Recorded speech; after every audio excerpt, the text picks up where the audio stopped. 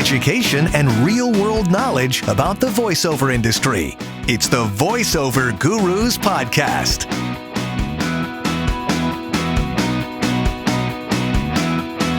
Okay. Sounds okay. Let me get my head together here. I have improv class tonight that I'm coaching, and I come up with a sheet of phrases every time because we do this. Actually, I'll talk about it in the podcast.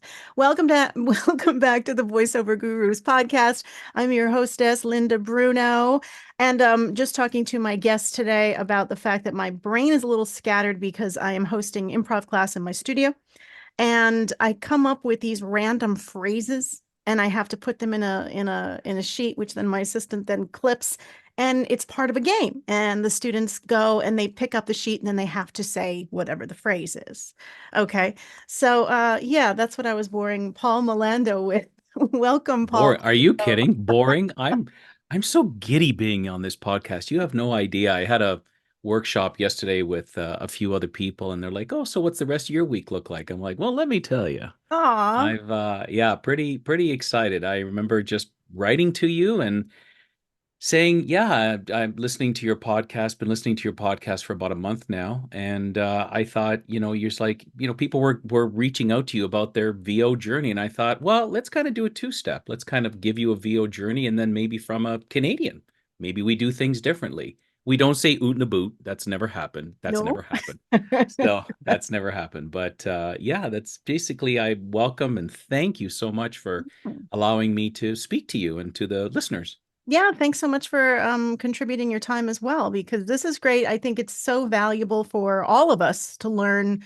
Everybody has such individual backstories and experiences, and want to hear all about yours. So you've already revealed that you are Canadian and born and bred. This is not a... Yeah, I was born in Toronto. Yeah, I was born in Toronto. Okay. Yeah, I was born in Toronto just to live outside of the city. So, But now you've been doing VO for like 7 years? yeah, so when I was starting off if you really want to sort of go back, I was doing college radio and university. I had a couple of radio shows. We had a radio show that we did classical music. It was 3 times a week from 4 to 6, and we called it the Sicilian, and we both did our really bad Marlon Brando impersonation, like really bad. It's still bad. And just kind of morphed from there and found an agent to work in TV commercials, like in camera. Yeah. With the odd voiceover audition then. And yeah, then decided, as I've gotten older and, different looking and things like that, I thought I'd kind of do more voice and get training and get a booth and things like that. And, just kind of excel in that. Because I think there's a different quality when you work with a client and, you become so self-conscious when there's a camera pointing at you, as opposed to maybe somebody on the other side of the glass, or remote auditions and remote sessions where it's like, you don't even really want to have to look at me, sort of thing. And Oh, yeah. and I remember you mentioned that on a podcast once, on how you prefer like a session or an audition where you don't need to be seen. And we're voice people. That's why, when some agencies ask for a headshot, I'm like, what for? But anyway, I obviously have a reason. Yeah, I don't have a professional headshot. I haven't had one done in years. Mm-hmm. It's just hadn't seemed to, and everything's so candid now, and people Sure. do stuff on their iPhone that nothing against fantastic photographers that do that. So 7 years ago, you started solely doing VO, or you just started even dabbling in it? There was in Toronto, we have obviously a lot of agencies that, are full line agencies, TV, commercial, film, print, everything.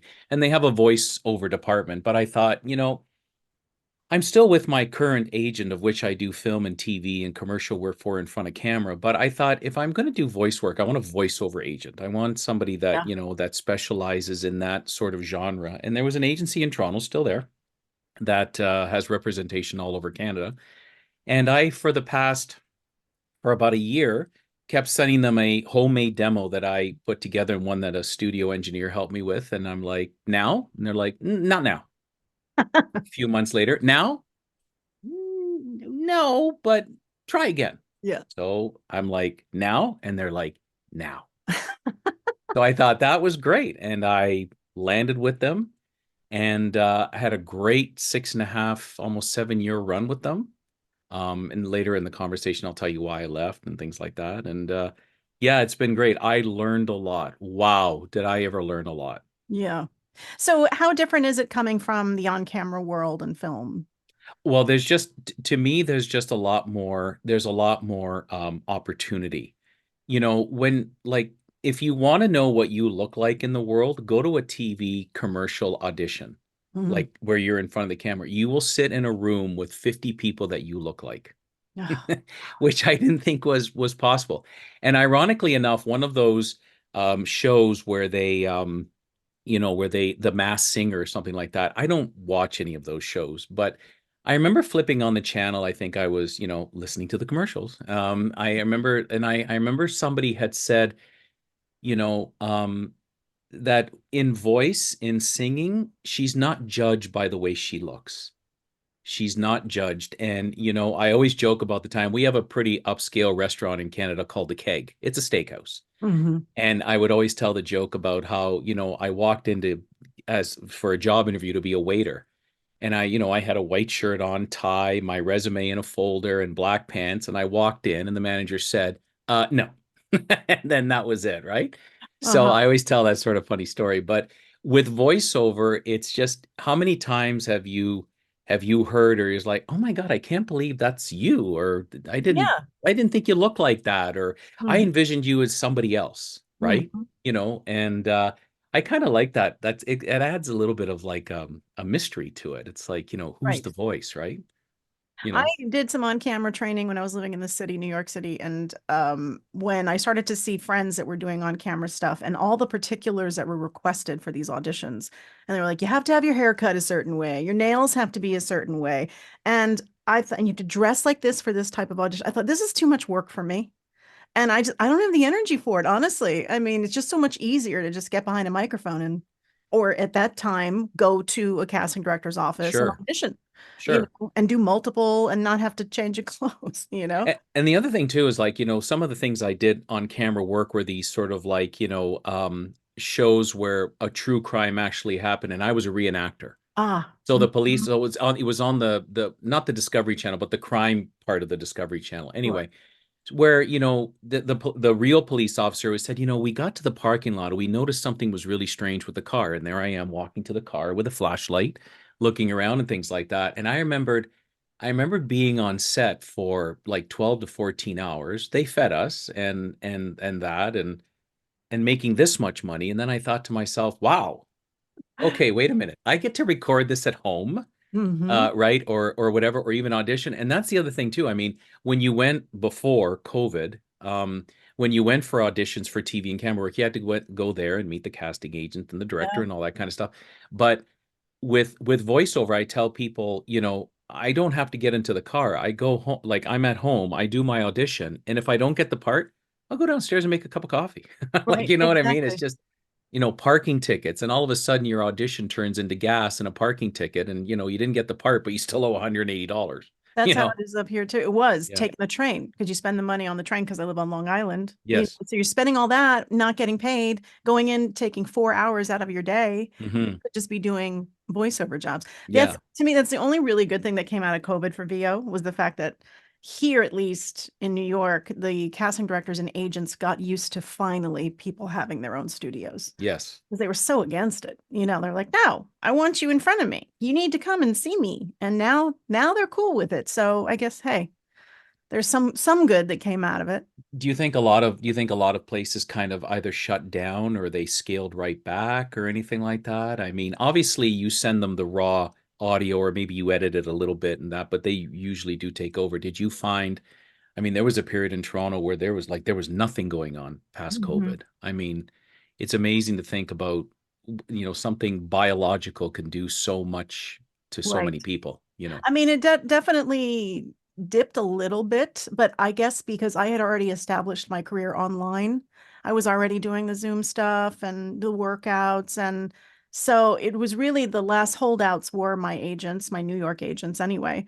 And at that point, by then, I was probably only doing maybe 10% of auditioning with them anyway.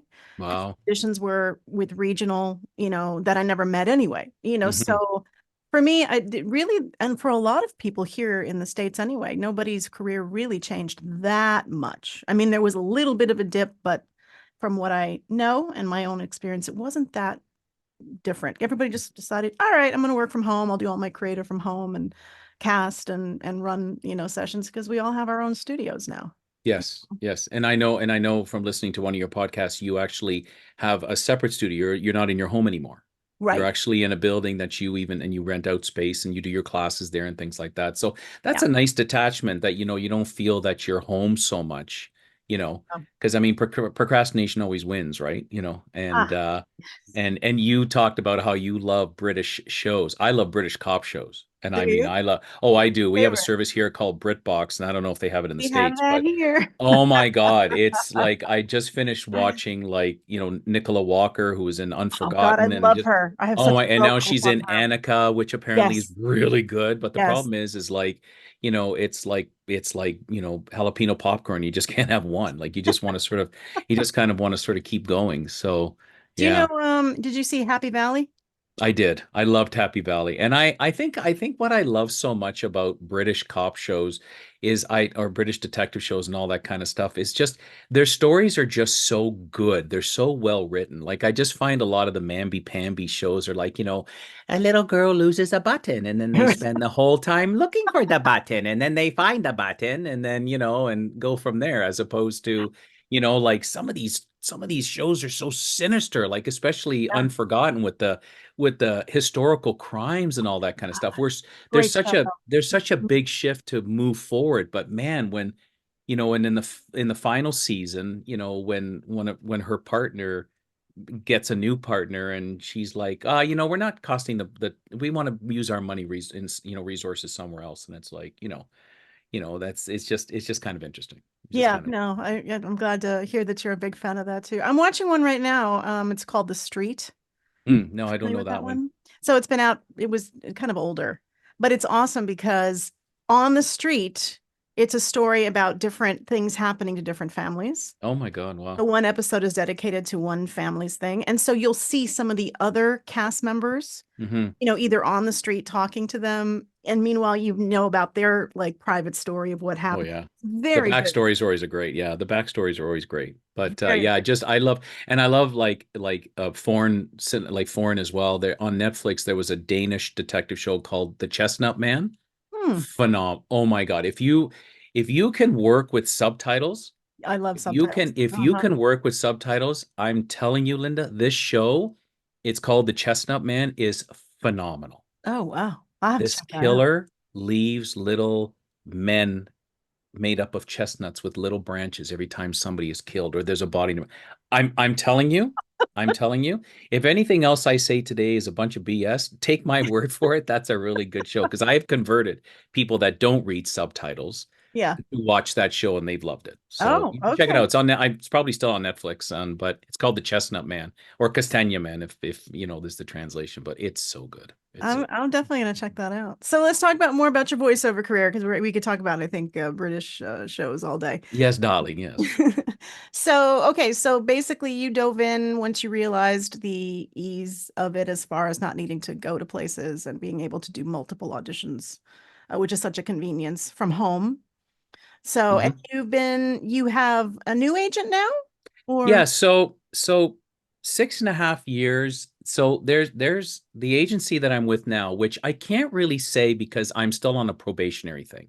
Like I'm still on a probationary thing where I get all the auditions, but they want to hear enough of my auditions so that they want my two takes to be different. They okay. want my two takes to be different, and I'm almost there. I'm almost there. It was a really, really hard decision. It was a really hard decision because I thought I had sort of two schools of thought about it. One of them was I really the agency that I was with was great, Mhm. and is still good. I know a lot of people that are still there in that, but I felt that moving to this other agency in Toronto was just a higher echelon agency in the sense that they got more commercial work. And I Mm. thought, wow, that was because I was and it's funny again listening to your podcast with you and JJ. When you talk about how the e-learning, the corporate narration is sort of the bread and butter, I felt that I needed to make a shift because I thought AI was taking that over. Ah, And okay. I would take a workshop. I took a workshop with, can I say other coaches? Am I Oh good yeah. with that? Okay. I took a workshop with Maurice Tobias. Okay. He came to Toronto. That workshop changed my life, which we can talk about later if you want to. And I met everybody in that class that was with this agency that I'm with now. And people Oh. in that class throughout the workshop and, the drink afterwards and the chat and all that would be like, I'm actually surprised you're not with this agency and stuff like that. And I thought, wow, okay. Mm-hmm. Because I felt like in the agency that I was with before, I felt like I was getting a lot of sort of e-learning and narration and stuff like that, which was good, but it was a lot of the same. I thought, I have to move off the couch. I have to grow, right? Right. No guts, no glory. Like, I mean, I must have bugged my wife and kids about it and should I? And I'm like, yes. And the agent that I'm with now, she's got her finger on the button, man. She's on top of it. She fights for good rates for you. They even send out emails and they say, there's an audition going around for this. Although it sounds good, it's the in perpetuity. Like, Mm-hmm. you need the people to read the legal, because we see, wow, 5 grand. Right. But is that over 10 years? Like Right. that. And Right. it sounds exciting because you think, oh, I could get the engine paid off in my car, and I could, oh my Mm. God, my wife and I can go on a cruise and all that kind of stuff. And then, you sort of start to analyze it. So I'm really glad that there's three of them that do that. They're like, Mm-hmm. we're the business side of it. So when we post an audition and we tell you what it pays, that's because we've been able to come up with a number that we feel is fair, That's right? cool. Mm-hmm. Is what feels fair. And I was getting commercial auditions with the other agency as well, but I don't think I was getting as many as I am now. Now, for me here, it's gotten a little quiet.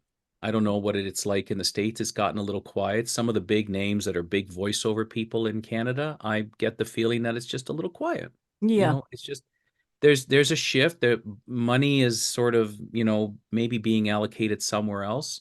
And I Mm. read this and I listened to this great, and we did a workshop. And the other thing this agency does too is they get guest people to do like, they'll do a Zoom chat. The first 10 people to register will get a mock script and Mm. they'll record it, and then he or she will analyze it. So coming from the days where we had to call to buy concert tickets, Yeah. when I get the link, when my agent sends me the link at 1 o'clock, I click it. I can get my ticket at 1 o'clock in 2 seconds Oh wow. because Mm-hmm. I want to be in that workshop. Mm-hmm. I want to be in that workshop. Like, if the drive isn't there, and then the last workshop that we did, the casting agent at one of the sound studios was talking, he'd had a student after me. And, he was like, yeah, like, how the way Paul did it? And I'm like, oh my God, agent, are you listening? Like, like, Aw. is this like I'm here, like Right. that kind of stuff. But, at 56, am I 50? Yeah, 56. I just don't rush things anymore. Like really, like, Yeah, I know. it's just, you don't want to be that nail, but at the same time, you just, every once in a while I just say, hey, how's it going? Are we closer? Are we, like, where are we? Mhm. Where are we on the spectrum? Back to the point you were making about shifting agents. I have found in the past that sometimes, we get pigeonholed into what we do well, and then it becomes difficult for an agent to see us differently. And I've had to be like, hey, I need you to listen to this. Did you realize Yes. that I can do character voices? And here's my Hmm. character demo. Oh, I didn't even know that, because they look at you and they're like, okay, this type of commercial came in. I'm saying this to Linda. Okay, this, and not realizing, and it's like it's our job to point it out and say, these are the things I do that are also, I think, good. But it's not the agent isn't always going to figure it out for us. They're gonna, No. and the easiest thing I have found for them is they need to, it's just they catalog us as to what, and it's like they get the breakdown and send me your top 5 voices for warm and caring, uh, and it's a business, so it's important that once you do get an agent, that you are proactive, if there are certain talents that you have that maybe your agent doesn't realize, that you can let them know.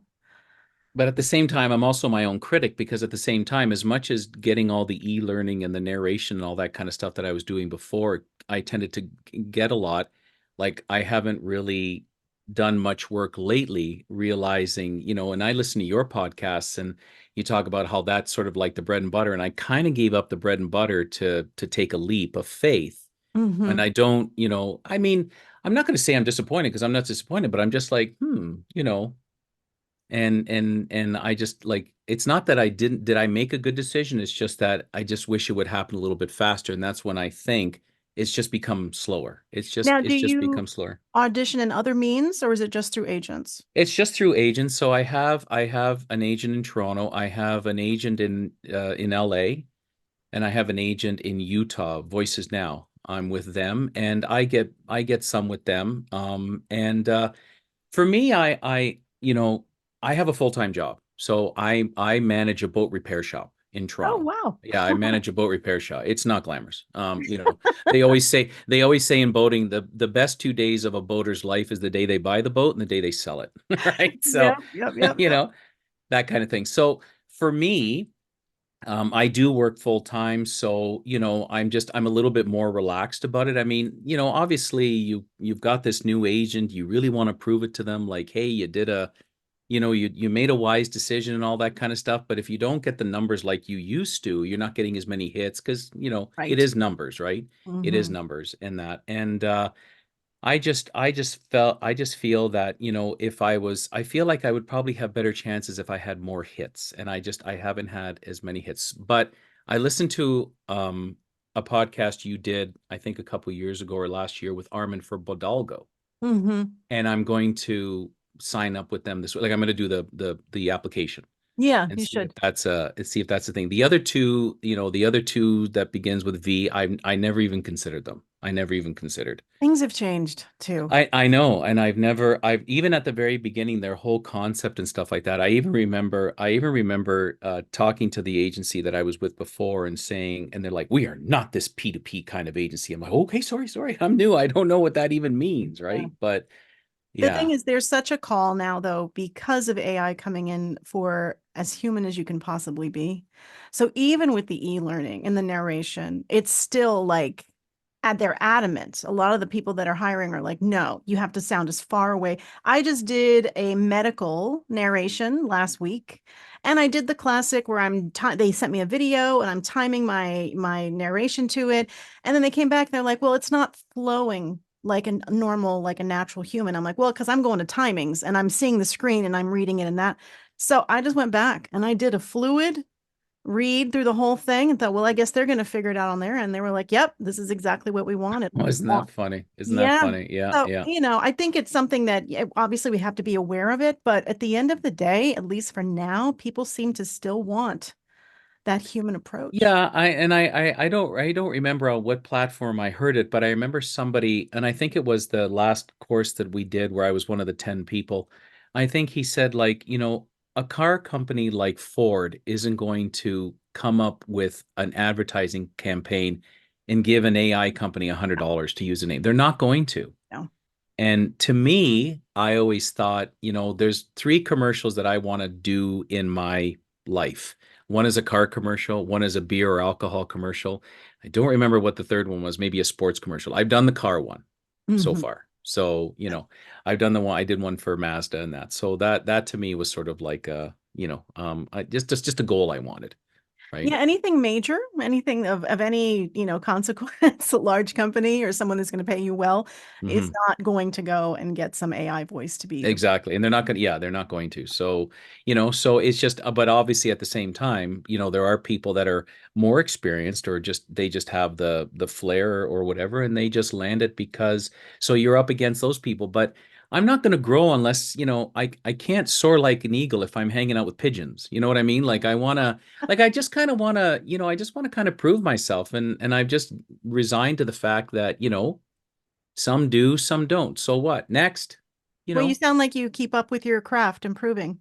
Yeah, I mean, I take workshops, I take classes. I love that. Robert De Niro says you never stop, you never stop. I mean, he still takes acting classes, and when I think about persistence, I mean, I think about, yeah, okay, I did 4 auditions this week, I didn't get anything, but Mark Ruffalo did over 600 until he Hmm. landed his first part.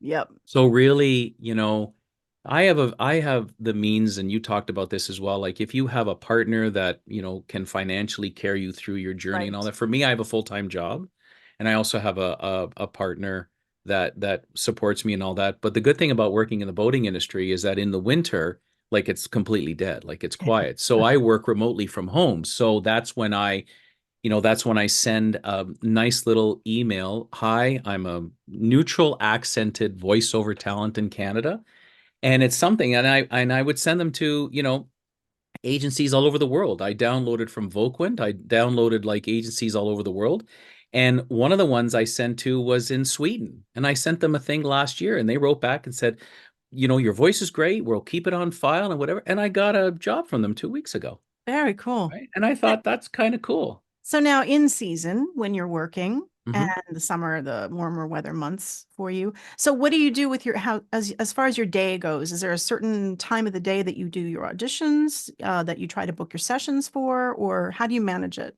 I've been with my employer for 24 years. He knows that as he's getting older and that I'm getting older, we're looking to be done working in this industry. He's tired. Yeah. He's tired. He also wants to hold his grandkids one day. He doesn't want to be in so much pain because there's boating is up and down a ladder, blah, and strenuous work and all that kind of stuff. And he knows that this is sort of like my path. So I have really, really good flexibility during the week if I need to jump away for a couple of hours. Because that's the great thing too Nice. about voiceover is that usually it's an hour or an hour and a half. And or you'll book an hour and a half and they're done with you in 45 minutes. And they're like, we have everything we need. I'm That's like, the great. best. Yeah. Oh, yeah. Isn't that I the best? love that. And then it's even happened a few times where they bought the audition and it's like, we're just going to pay you for the audition. We like it. Okay. Okay. Yeah, I'll no pay for this problem. too. Exactly. Yeah, exactly. The other thing too about this agency that really is they listen to every audition. They listen to it, every one of them. That's And great. if they don't like it, they'll send it back to you and they'll say, but they'll correct. I mean, they have standards. I mean, slate, talk after 1 second, edit out the breaths and all that kind of stuff, or leave a breath in if you think it adds to the character, Hmm. whatever. Like if you're playing somebody who's running to a bus stop or something like that, you want to try to have a little mimic, They whatever. specify all those things for you to do Uh, that? they leave it up to you. They leave it up to you, and then they even say like, don't even worry about putting what you think is your best take first. We'll do that because they Ah, said we've been working with these casting agents for so long. If this casting agent specializes in edgy, we're putting your edgy one first. yeah, they And know. sometimes you'll submit two of them. And if we don't think they'll even like the second one, not that it's bad, but it's not what they want, they won't Yeah, even include it. They but won't that's a even good include it. agent. And that's the management that I didn't have before, Hmm. where, I would get an email back from them saying, thank you for your submission. Your email hasn't been listened to or whatever. It just gets forwarded to the client. Like they get, I don't know, Hmm. maybe a zip folder, throw them all in there. Here you go, client, bye. Nothing wrong with that. Maybe that's all they're capable of doing. But this one listens to them. Do you do any auditions in the States here? I do. So I haven't, I'm with an agent just outside of LA That's right. and, You said and you. yeah, it's okay. Hmm. I have an agent just outside of LA and one in Utah. And, yeah, and I actually started a calendar in January. I take the calendar box and on the top is my Toronto auditions. And then the bottom is my American auditions, US auditions. Yeah. Now, do you get requested to remove the accent, Canadian accent? Does he No, brought up? no. I just don't know. Do I have an accent, Linda? I can hear it. Really? Yeah, Okay. it's So you very, don't very think it's slight. neutral? Yeah. Well, I think it's neutral for the most part, but like a Okay. couple words here and there I could hear. I was just curious if anybody ever said anything to you. No, they've never said anything. They never said, but the one thing I did appreciate from the Bidalgo podcast you did with Armin was the fact, like he said, if you are based out of India and you speak English, you won't be getting these auditions. So they said, like they look for sort of neutral. So for the most part, Linda, my agent in the U.S., I did an audition where they sent a script and they said, do your best in the following accents. Hmm. One was Middle Eastern, one was European, one was English, British English, and one was Singaporean. What? I'm not kidding you. They asked that of you without even knowing if that was something that was in your wheelhouse? Exactly. And I auditioned in three of the because I speak Italian, so I kind of did a little bit of Italian or whatever, and I did three of them. Didn't do the Middle Eastern one, and I landed the Singaporean one. The Singapore. Oh, I'm not, Linda, I'm not kidding you. so what is a Singapore accent? Like someone who talks like this in the financial purpose. That's the way I'm telling you. I'm telling you. I thought, what the hell, right? Yeah, Why not try it? And I got an email back the the week after saying the client would like to book you for the Singaporean accent. that's fantastic. And I thought, wow. And I remember the studio engineer, we're doing a war like a little chat and stuff like that. He says, "Oh, so whereabouts in Singapore are you from?" I'm like, "Toronto." You know. And it's like, well, you could have you fooled, not that you fooled us, but you were bang on. Well, look, you know what? The basis of all this is acting. You're an actor and you have a good ear and you're able to make it work. You committed to it Hmm. to the point where the client was like, "This is beautiful for us." I had a week from getting the confirmation that I got the gig to doing the gig. So I Singaporeaned everything. I would talk to my wife and be like, "What is for dinner tonight?" No, I feel like maybe we should go for a walk and see the town, and things like that, right?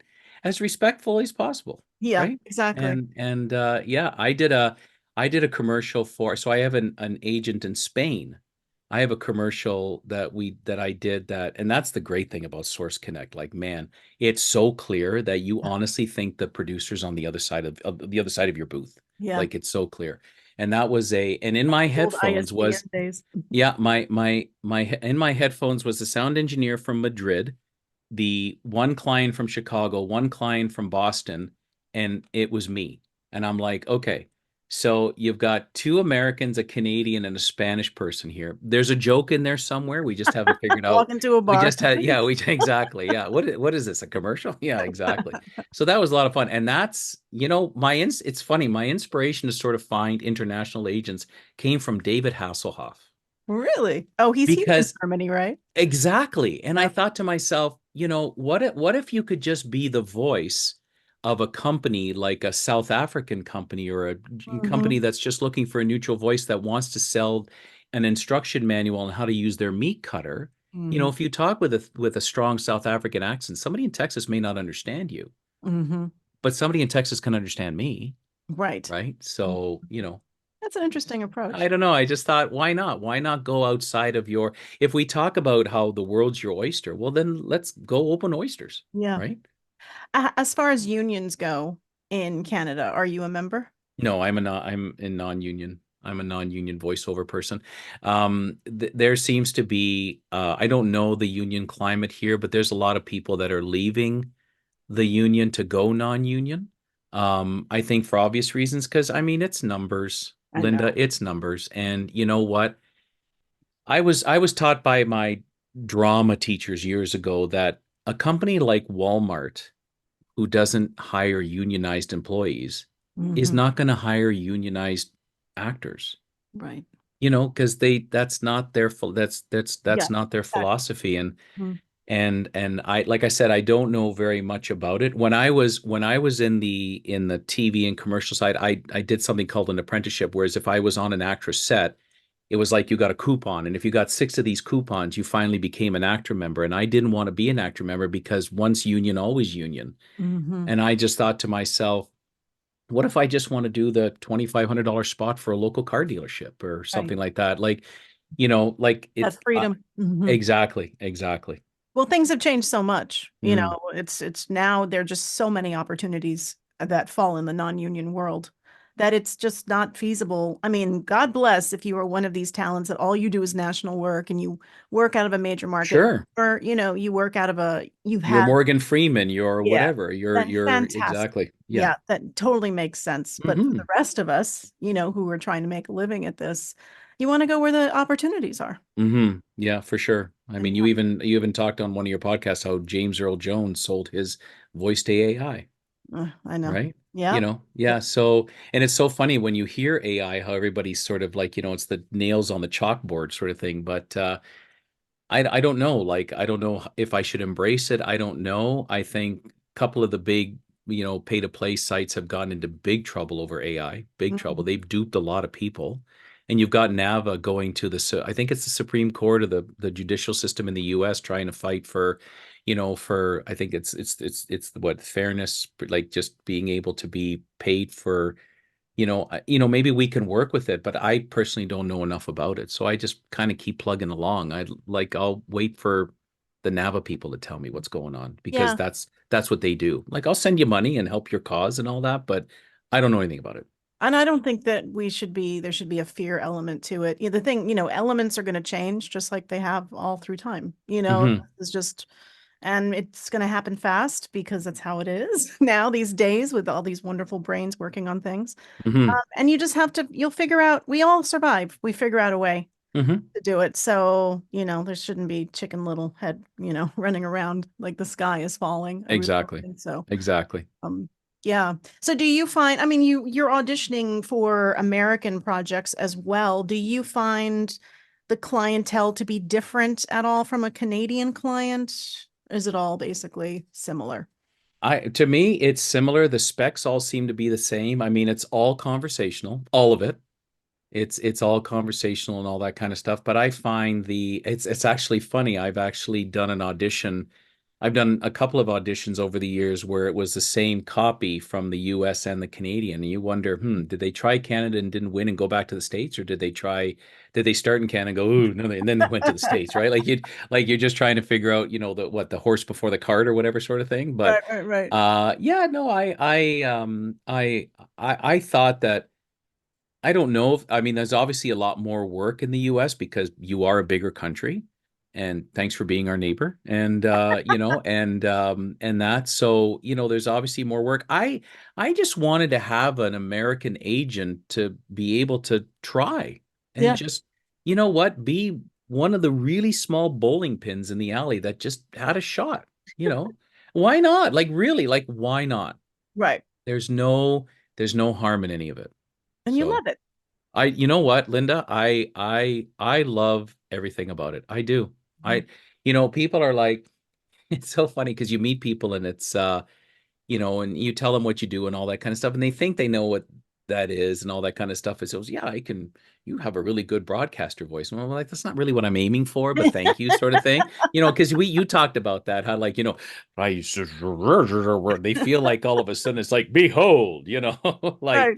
they have to kind of go into some Shakespearean thing. But my kids have said, Dad, it's not a part-time job, it's a hustle. It's a side hustle Mm. where some people like to do whatever.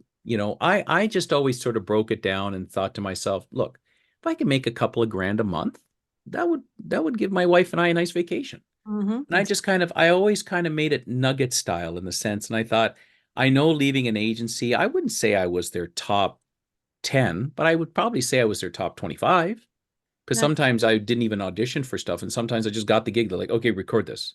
Yeah. So whether they listen to my demo or whatever, I just think like, the more kind of representation, the better, the more feelers out there, the Mm-hmm. throwing the seeds in the garden and seeing what grows, whatever metaphor you want to use. But I just thought, you know what? A lot of these places, it doesn't cost to be with them. So what do you have to lose? And then all of a sudden you get an email from Sweden saying, Mm-hmm. a client heard your demo and wants to hire you for this. It didn't pay a lot of money, but oh well, maybe It's they've got 15 of these things coming, right? What's the name of the company in Sweden? It's called Clara Films, I think. Okay, because I work for another company out of Sweden, one that I'd reached out to years ago, and same thing, where I have always been of the mindset that I just kind of get myself out there in all different places. And then you plant the seeds, and then hopefully, you wind up getting something. Then they just used me like a month ago for something. Yeah, which is exciting. Which is really cool. I'm just trying to think. Clara Fardiga Film, and they're out of Stockholm. Okay. I And haven't- their letter was like, "Hope all is well with you. You showed interest previously in working together with us recording voiceovers. We have a little project. Nice. Great. Mm-hmm. So, Exactly. like why, like really, like why not?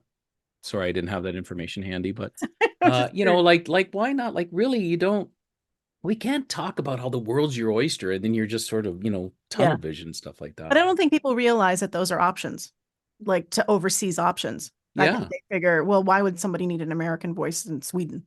You know, And it's like, well, no, there's international work happening, and Oh, sure. this video, because I was basically providing the American accented voice for the Swedish voice, Wow. so, and what's interesting is in the session, because they had me watch the videos, this beautiful video about Swedish forests. Oh, lovely. The Swedish voice actress was very calm and beautiful. You're like, So, right. So I yeah. thought this is what they want. And that's what they said. So I did it. And then they were like, with an American voice, can you do it more? I go, American? And they said, yes, American. So I did more of an upbeat thing. And they're like, yes, that's what fits, because of the style of, but it's just fascinating. It's fascinating. It's 'Cause it's you just totally don't know. fascinating. My friend Lisa in Toronto that I've become good friends with, she agreed to let her voice be used in AI only if it was in another language. Oh, interesting. Yeah, so her voice, they couldn't use her voice for English promotion, but Hmm. they could for, let's say, I don't know, Finnish or Hmm. Swedish or something like that. And they use her voice and her timbre and all that kind of stuff to work with AI. And she probably got a decent package out of that. And she's like, I'm never going to hear it. Right. And I'm Not going not, to keep it from preclude ex her from doing other work. exactly. Yeah, exactly. So, if somebody can use your voice in a different context somewhere else and it doesn't really, I would say, hurt your career, like, why not? Yeah, agreed. Why not? Opportunity. I Hmm. appreciate you sharing your story with us and everything. This is fascinating, and the fact that you have so much experience, as well as coming from an on-camera background too, is very enlightening. And Yeah, I just, something that always stuck with me whenever I do auditions and stuff like that is that what a drama teacher told me years ago. He says, when you're advertising a product, they said, remember the world is good, but this product makes it better. And ah, I always kind of remember that. So, that's great. That's a great way to wrap it up too. Thank yeah. you. Well, thank you. Yeah, I'm looking forward to telling people that I did this. So I guess you'll let You me were on the know. Voiceover Gurus Oh podcast. my God, you have no idea. I seriously, I'm good. I'm Thank good. you so much for reaching out too, because I appreciate it when I can find out if someone's listening and if it's something that they want to be. I'm open, folks. If you want to be on the podcast, you feel like you have something to share, you just email me, info@voiceover.guru, Linda@voiceover.guru.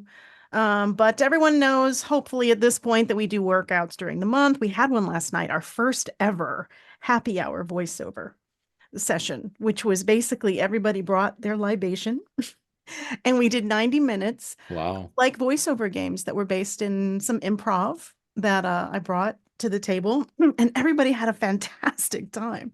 So it's called the half price voiceover happy hour because it's half price too. Wow. I know, I Well, know. I think So it's great. Yeah, and I my one of my coaches is taking the summer off and stuff like that. So maybe it would be I think it would be good to sort of, give back by taking one of your workshops. And I've listened to Alyssa, and you've got some great people. You've got some yeah, great people. So Alyssa's fantastic yeah. and a great coach too because she totally comes from that acting Oh, background. totally, for sure. Yeah. Thank you so much for having me, and it was a pleasure listening to you. And on behalf of Canada, you take it easy, eh? And we'll be good to Oh, go. take it easy. Yeah. All the best to you. Special thanks to Paul Milando. That wraps it up for the Voiceover Gurus podcast for today, for this episode. Have a great rest of your day, folks. Thanks for listening to the Voiceover Gurus podcast. Real talk about the voiceover industry. Learn more about us and get coaching at voiceover.guru.